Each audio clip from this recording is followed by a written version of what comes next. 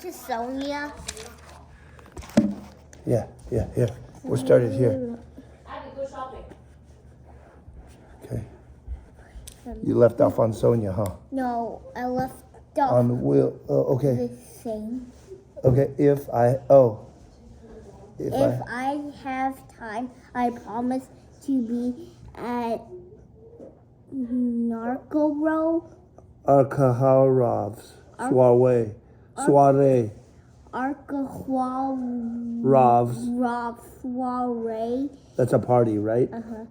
Said Nikolai. And And you? No. you, he turned to Dollarhoff, and as soon as he asked it, he noticed that he should not have asked.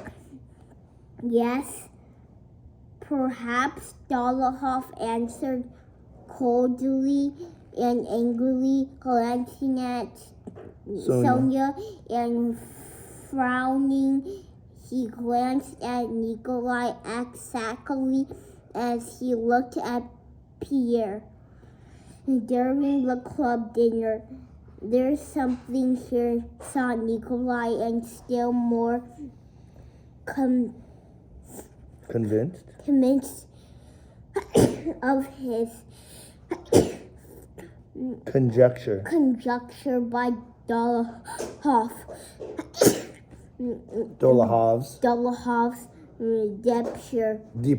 departure right after dinner. He called Natasha out and he asked her what it was. "And I've been looking for you," said Natasha, running out to him. "I kept saying it, and you refused to believe me," she said.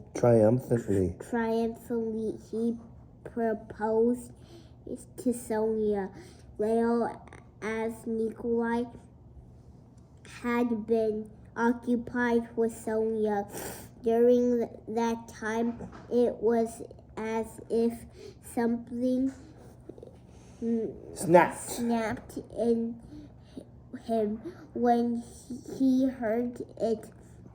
Dollarhoff was a decent and, in some respects, a brilliant match of the for the dowerless orphan. That means no parents. Sonia, from the point of view of the old countess and of society, it was impossible to refuse him, and therefore Nikolai's first feeling when he heard it was anger at Sonia. He was preparing to say, Splendid. And of course she must forget her childish promises and accept the proposal. But before he had time to say it, can you imagine, she refused him altogether. Said Natasha. She said she loved another, she added after a brief pause. Brief means short, right? Yes, my Sonia couldn't have acted otherwise, thought Nikolai. No matter how much Mama begged her, she refused, and I know she won't change once she said something. And Mama begged her, Nikolai said with reproach. Yes, said Natasha. You see, Nikolenka Don't be angry, but I know you won't marry her. I know God knows how, but I know for certain that you won't marry her. Well, that you really can't know, said Nikolai, but I must speak with her. What a delight this Sonia is, he added, smiling. She is a delight. She is a delight. She is a delight. I'll send her to you. And Natasha, having kissed her brother, ran off.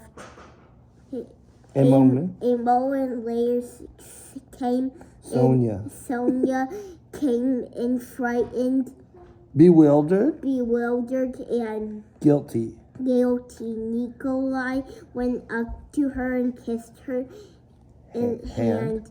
It was the first time during his visit that they spoke alone and about their love. Good. Sophie, she said timidly at first, there are more and more boldly. If you want to refuse not only a brilliant but advantageous match, but he's a wonderful nobleman. He's a friend. Sonia interrupted him. I've already refused, she said hurriedly. If you've refused for my sake, I'm afraid Sonia interrupted him again. She looked at him with a pleading, frightened gaze. Nicholas, don't say that to me, she said. No, I must. Maybe it's sufficient on my part, but sufficient means good enough, okay? It's still better to say everything. If you refuse for my sake, I must tell you the whole truth. I love you. I think more than anyone. That's enough for me, Sonia said, blushing. No, but I have fallen in love, and I will fall in love 1,000 times through. Though I have no such feeling of friendship, trust, and love for anyone but you. Besides, I'm young. Maman Don't know what that means. Doesn't want it. Well, simply, I don't promise anything, and I ask you to think about Dollarhoff's proposal. He said, speaking his friend's name with difficulty. Don't say that to me. I don't want anything. I love you as a brother, and I will love you always, and I need you nothing more. You're an angel. I'm not worthy of you. I'm afraid to defend you, deceive you, and Nikolai kissed her hand once more. Good job. Great reading. Tomorrow you read on your own, okay? Okay. Good job. Go put this back. Don't use that tappy, okay? I know, Mom.